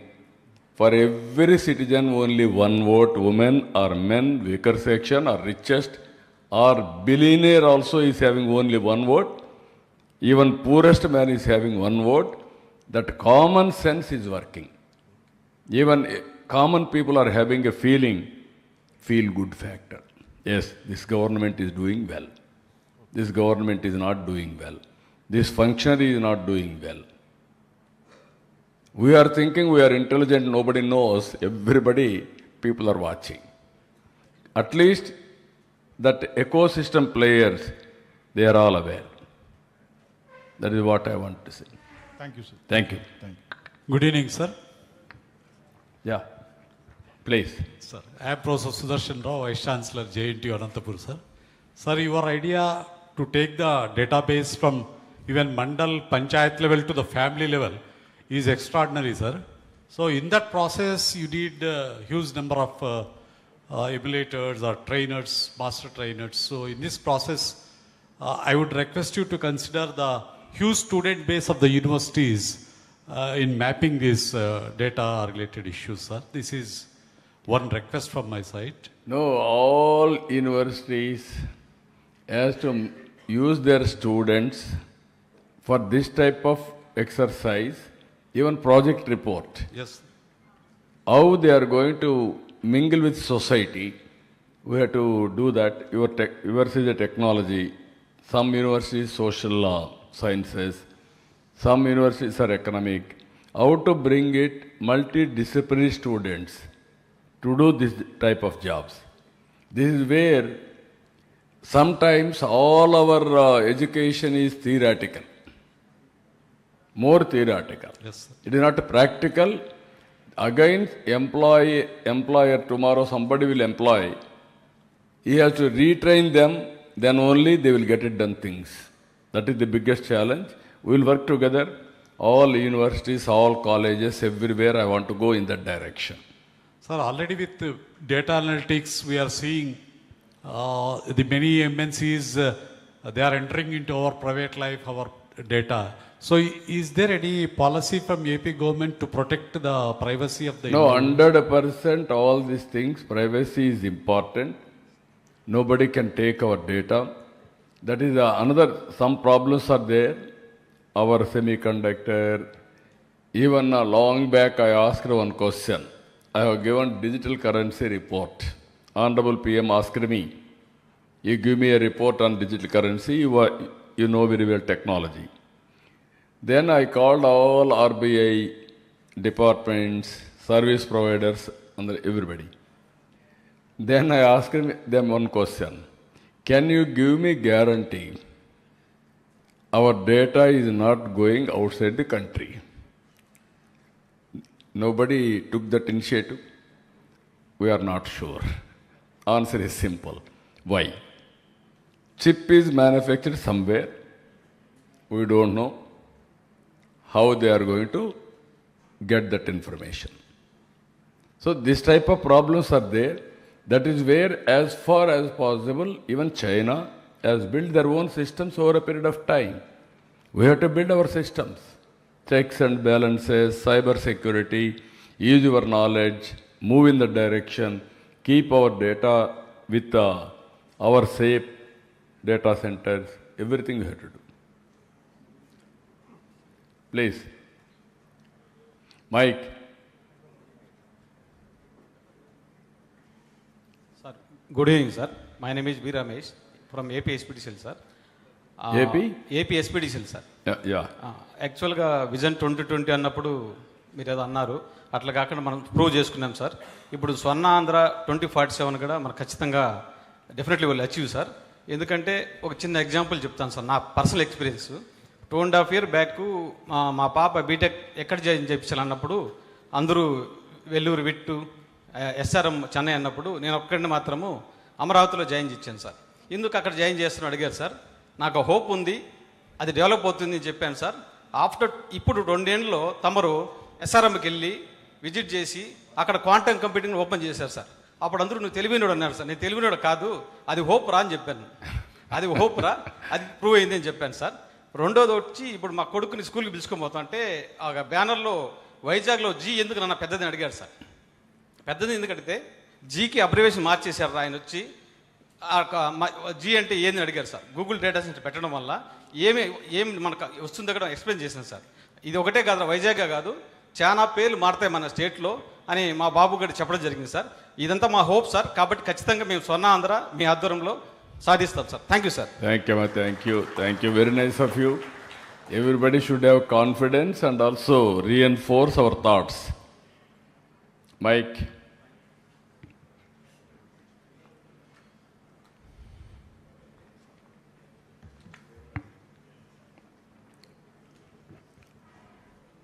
Sir, Please. Hello. Myself, Dr. Pradut Kumar Sanki from SRM University, Amravati. Everybody knows about your visionary leadership, and I feel is that one of the chief minister in our country who is thinking the technology beyond even 2047. But with that thoughts, as you have already taken initiative for data center, as you know, sir, without hardware we cannot go far beyond. So as a hardware initiative, we came to know that you already have initiated, but do you have anything in your mind to set up a fab lab, any of our growing university near in Amravati? If you could highlight some of the things on that. Yeah, you are right. Always hardware and software both has to go together. Which is first, which is second is the question mark. Long back, deregulation of telecommunication sector has come. All these years, India has become a service provider, not a product developer.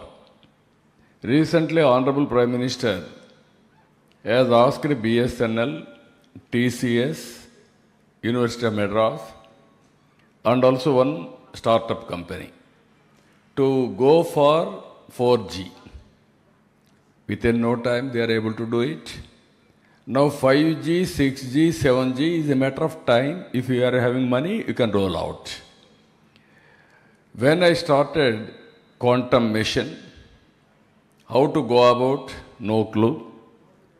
Then I called IBM, TCS, and also L&T. Then immediately we clinched it, partnership, everything. December, quantum computer is coming. After that, I called quantum computer parts manufacturers individually. 3-4 meetings. They have made it 5-qubit model in Amravati. Now, within 2 years' time, we are going to manufacture quantum computers from Amravati. It is going to happen. Then we are going to supply for the global community. Same thing, data center. Data center has come. Now all supporting components we are going to manufacture. Now another thing, semiconductor. Semiconductor, we are going in the direction. 9 universities are working. But still there is a lot of work we have to do. Recently I went to Singapore. They have done reasonably well. I asked all ecosystem players to come to Andhra Pradesh and study how to associate. I asked them, they are coming now. Visakhapatnam or some other place, if you have ideas, either academic institutions and business and governments. Wherever public policy, we are prepared to do it. Wherever there is a money needed, we will finance. Ultimately, we have to innovate. Even yesterday, I have gone to Sri City, Hero Motors. That is also a story I told them. Around 2014-15, they committed to other state. Then I asked him, you have to come here. No, sir, we have committed. One day, they had a marriage in their family. All the way, I went to their marriage. I embraced them. Now you are coming. Then they said, sir, how? No, this is the better place, you have to come. Then finally they decided to come to Sri City. 600 acres of land I have given. Yesterday, battery they are going. In battery, everything they are able to manufacture, only one critical component, it is coming from China. I asked them, or we are not in a position to do that. Sir, we don't have any clue, but some people are doing. We will also work it out, we will come back. So once your mind is working towards that, day will come. How China has done? Exactly 25 years back, I went to China. I toured total China, parts to parts, everywhere. At that time, they are not fluent in English. They asked me, why can't you send some lectures to us? That were the days. IT, we are better than them at that time. All of a sudden, IT, products, everything, they have gone very rapidly because their systems are their procedures. So that is where it has happened now. So with all these things, what I am saying, keep it in mind, universities, academic institutions and business people and governments, we have to work together and reach in the direction. I am very happy. Your enthusiasm, congratulations, all the best. And at the same time, some people are having travel plans also here. So we have to move in that direction.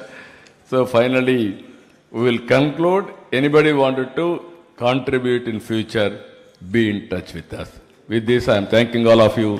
Thank you one and all.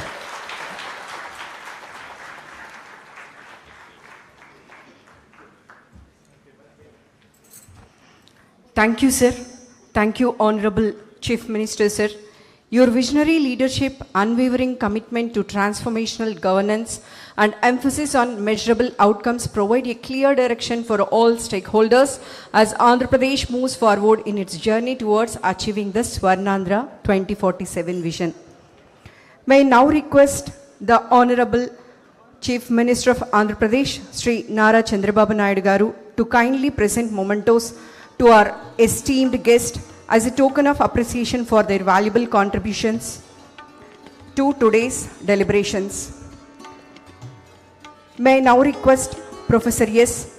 Mahendra Devji, Chairman, Economic Advisory Council to the Prime Minister, to receive the honor from the Honorable Chief Minister, sir.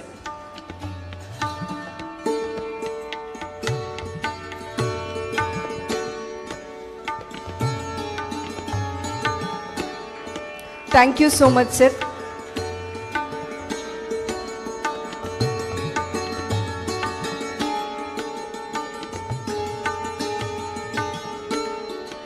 May I now request Professor K.V. Rajuji, Member, Niti Aayog, to come on to the dais to receive the honor from the Honorable Chief Minister, Sri Nara Chandrababu Naidu Garu.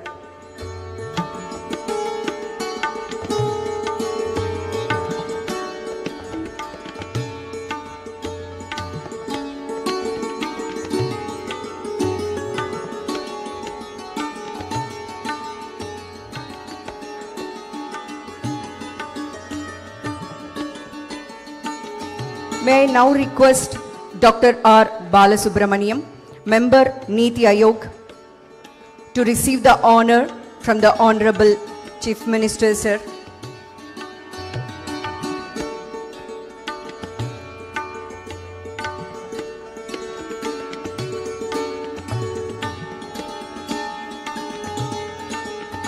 May I now request Dr. V. Anantha Nageshwaran sir, Chief Economic Advisor, Government of India, to come on to the dais to receive the honor from the Honorable Chief Minister sir.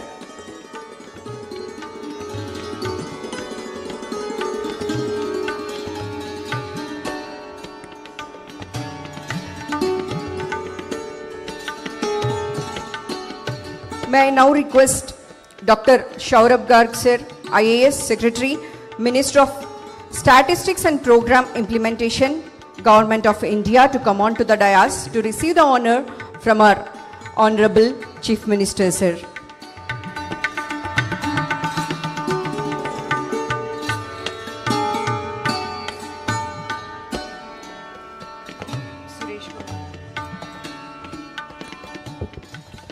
May I now request Shri Suresh Goyal sir, Director General, NCAER, to come on to the dais to receive the honor from our Honorable Chief Minister, Shri Nara Chandrababu Naidu garu.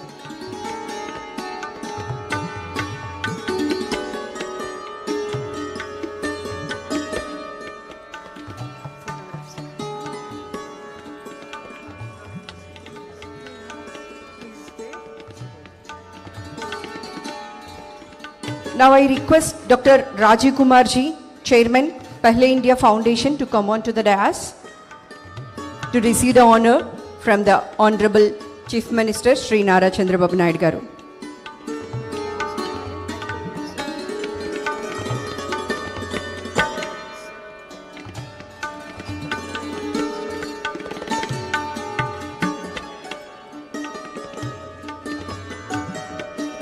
May I request all dignitaries on the dais to come on to the dais to kindly assemble for the official group photograph. I request all the dignitaries to come on to the dais.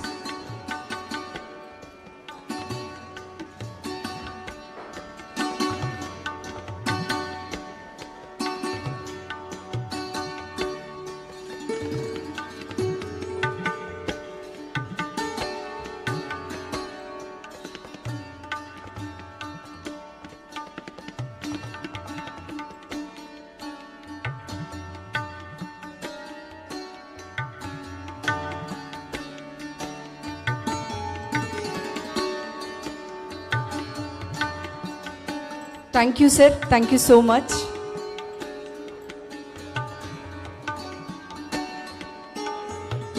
With this, we come to the conclusion of day 1 of the state level capacity building program on Swarna Andhra 2047, Economic Intelligence for Governance.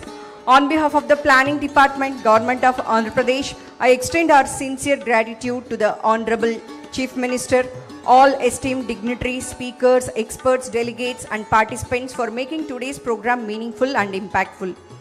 We look forward to welcoming all of you tomorrow for day 2, where the discussions will focus on agriculture, infrastructure, GST-based insights, artificial intelligence, GSDP nowcasting and the roadmap for statistical governance in Andhra Pradesh. Thank you for your participation. Wish you a pleasant evening and a comfortable stay in Tirupati. Jai Hind.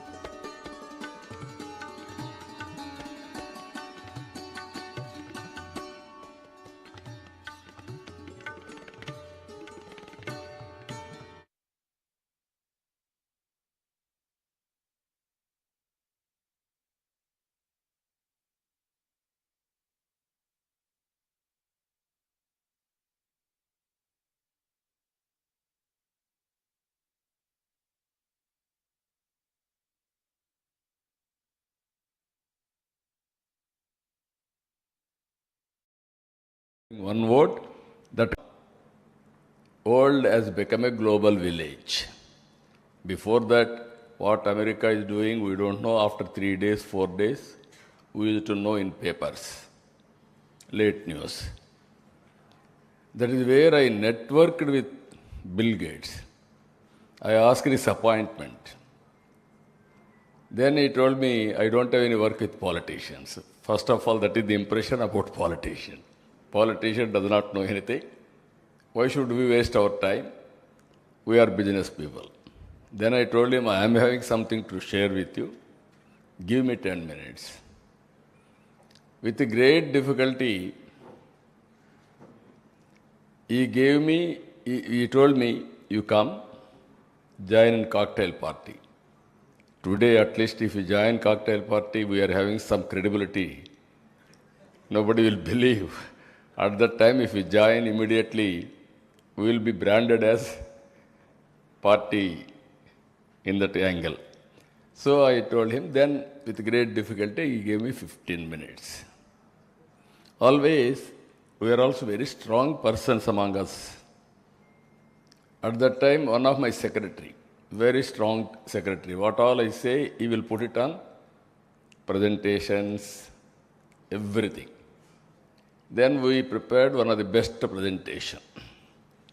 Then I gave around 14 to 15 slides, not more than that. Always, I believe, 12 to 15, maximum around 15. I gave my vision. After seeing my vision, he told me, I entirely agree with you. What can I do for you? I don't have any work with you. If at all you are willing, you cannot ignore India. India is very strong in two aspects. One is we are strong in mathematics. Zero innovated by Indian. Second one, British, they took even my Kohinoor diamond, but they left English to us. These are all deadly combinations for IT. He entirely agreed with me. You are 100% right. We will work together.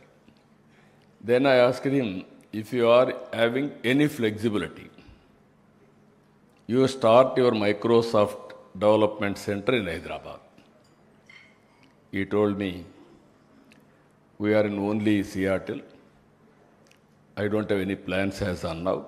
Let us work. I didn't leave at that stage. Then I went to Seattle. I met him in Davos. Finally, he came to Hyderabad. He started his development center. In development centers, Nadella Satya, employee of that development center, has become president of that company.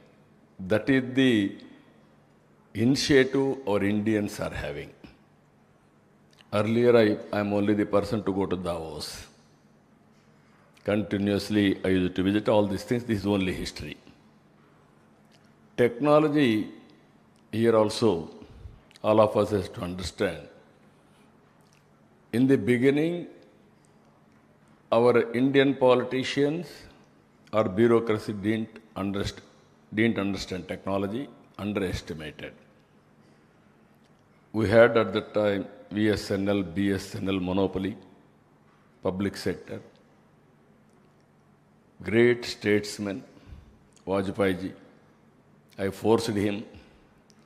I had a good political clout also at that time, 35 MPs. That also helped me. He also made it very clear. Then we paid liberally for all shareholders dividend. Then we have gone for reforms. Even my opposition at the time, they used to attack me only one thing. We are all asking pump set. You are talking cell phone. How can you justify? Then I used to tell them, we need cell phone, we need pump set, I am working for both. Today you are watching AI, data centers, quantum. We are in different league. That first mover advantage for India. Today I can say very proudly, we missed agriculture revolution. We missed industrial revolution. We are able to Encash service sector revolution. Because of information technology,